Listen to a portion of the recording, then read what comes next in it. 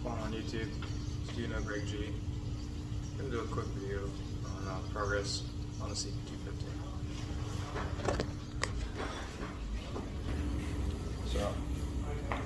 So far what we got done was all the aesthetics updates, and for the last video that was posted was installing the exhaust system after it had been welded. Now that that's done, the next thing was new chain sprockets. So as you can see, we have a DID gold chain with a JT 32 tooth rear sprocket, or actually it's a 33 tooth rear sprocket, and underneath there is a 15 tooth, I think it's 15.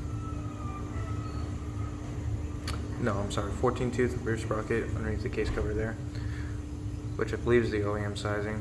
Those are just eBay mufflers that I had welded on. Fortunately, I'm gonna have to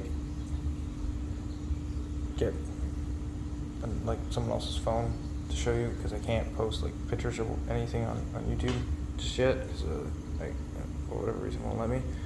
But anyway, I'll get around to that to show you what this bike used to look like. But had this whole thing apart.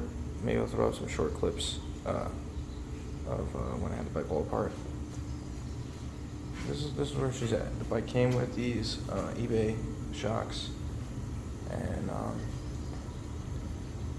it came when I bought it. They had already cut up the frame, and you can see where they had welded it. And I had ground a whole bunch of metal out, or more welding spatter out.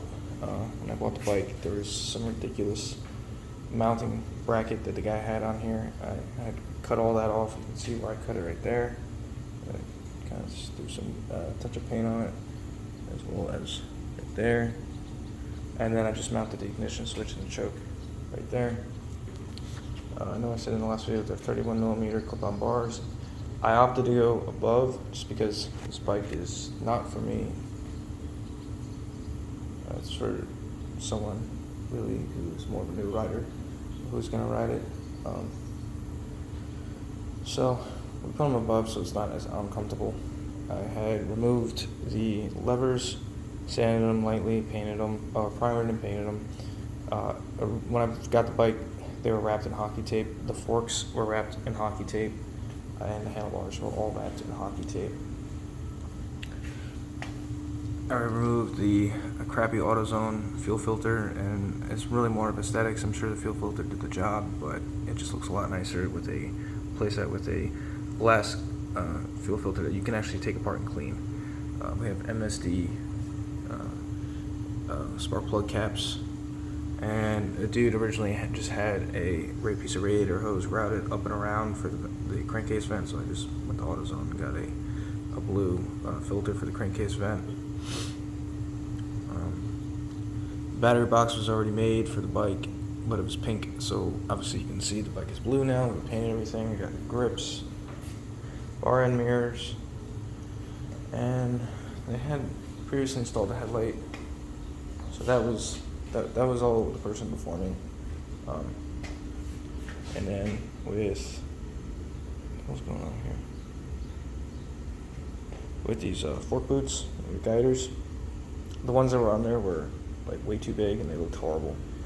These guiders were actually advertised for a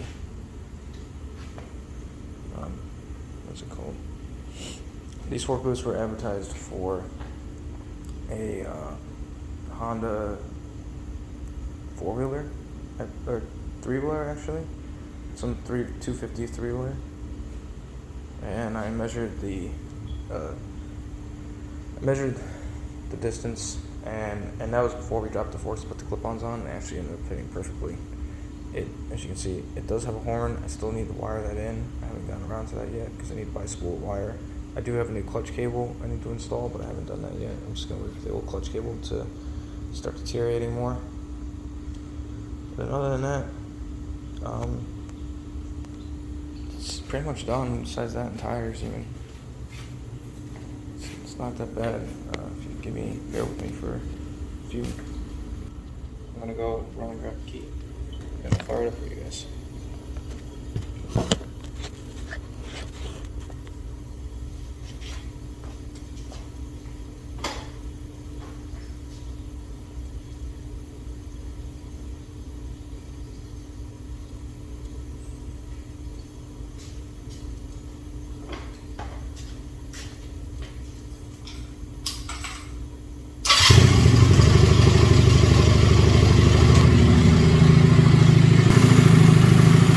That LED is bright as fuck. Sounds pretty good though. This is with the mufflers in.